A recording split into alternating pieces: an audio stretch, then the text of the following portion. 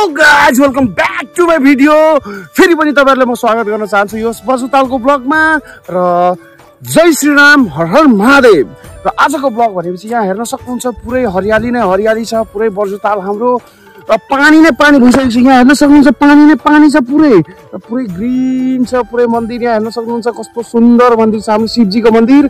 र तपाईहरु आउन सक्नुहुन्छ यहाँ भिडियो सुट गर्नलाई, यहाँ आफ्नो फोटो सुट गर्नको लागि। यहाँनिर हाम्रो यो बर्जु गाउँपालिकाको सान बर्जुताल हाम्रो सल्युट छ बर्जुताललाई हाम्रो, कि यहाँ आएर मान्छेहरू एकछिन आफ्नो मनलाई शान्त गर्न पाउने ठाउँ छ, एकदम वातावरण छ त्यस्तो हैन।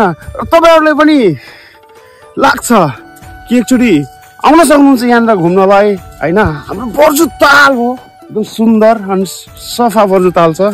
बर्जु गाउँपालिकाको बर्जुताल भित्रको पुल यही भाइरल पुल। यसमै हाम्रो बर्जु गाउँपालिका भित्रको जति पनि टिकटक स्टारहरू हुनुहुन्छ र उहाँ युट्युबरहरू हुनुहुन्छ जति, सब यहीँ आएर एकदम यसरी पोज दिएर होस्, एकदम आफ्नो गर्लफ्रेन्डसँग लिए होस्, या सिङ्गल फोटो या स्वयाग तरिकाले होस् कि जसरी भए पनि होइन उहाँहरू गर्नुभयो।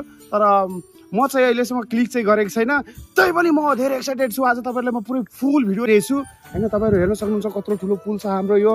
यहाँको भ्यू हेर्नु सक्नुहुन्छ, भ्यू कस्तो छ यहाँको नजारा, क्या नजारा, बर्जुतालको सुन्दरता हेर्न सक्नुहुन्छ पुरै कस्तो छ, एकदम दामी मौसम छ आजको। घाम पनि त्यति खासै छैन, एकदम शीतल छ, बादलले छोपिरहेछ।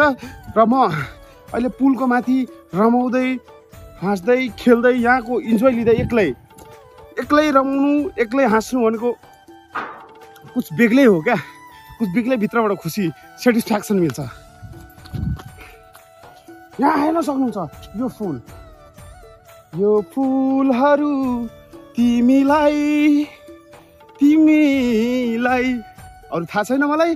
अब तपाईँहरू उता आफ्नो कमेन्ट गर्नु होला कि म कुन गाना गाएँ भनेर। यहाँ सक्नुहुन्छ यो कुन फुल हो, आमामा यो कुन फुल हो, ए दामी बास्ना छ यार। यसलाई भन्छ चम्पा फुल, के चम्पा फुल। हट, मलाई आफ्नो चम्पा डार्लिङको याद आइहाल्यो भनेपछि मेरो हजुरको आमाको नाम हो कि एउटा चम्पा, मेरो डार्लिङको याद आयो भन्नाले म डार्लिङ भनेर बोलाउँछु, किनकि बच्चैदेखि उहाँले भनेपछि पाल्नुभयो। जति म के भन्छ उहाँसँगै नै धेरै टाइम स्पेन्ड गरेँ बचपनदेखि नै। र त्यही अचानक झट्ट नाम लिँदा चाहिँ याद आयो। र तपाईँहरू यहाँ आउन सक्नुहुन्छ, आफ्नो डेटिङको लागि पनि स्पट दामी छ। हेर्नु सक्नुहुन्छ कति जङ्गल छ, तपाईँ जहाँ बस्न सक्नुहुन्छ, शीतलता प्राप्त गर्छ, एकदम चिसो हावा चिल तरिकाले दुईजना आफ्नो मन खोलेर कुरा गर्न सक्नुहुन्छ पुरै। र मन्दिर दर्शन पनि तपाईँले भइहाल्छ, हाम्रो शिवजीको मन्दिर। यहाँ आउन सक्नुहुन्छ साउनमा पूजा गर्नलाई। र अन्य दिन पनि जहिले पनि 24 घन्टा नभनौँ, 5 बजीदेखि लिएर मतलब बिहानको 5 बजीदेखि लिएर 5 बजीसम्म र राति सक्दोसम्म हाम्रो तालभित्र नछिर्नु होला, किनकि अब यहाँको सबै सोसाइटीको एउटा नियम नै कानुनै हुन्छ कि राति अब पार्कमा त मान्छे राति आउँदैन नि त। त्यो हिसाबले म तपाईँहरूलाई जानकारी दिन सक्छु। दिउँसो तपाईँहरू जति पनि घुम्न सक्नुहुन्छ, तर राति चाहिँ आफ्नो घरमा सावधानपूर्वक एकदम मजाले खानापिना खाएर सुत्नु होला।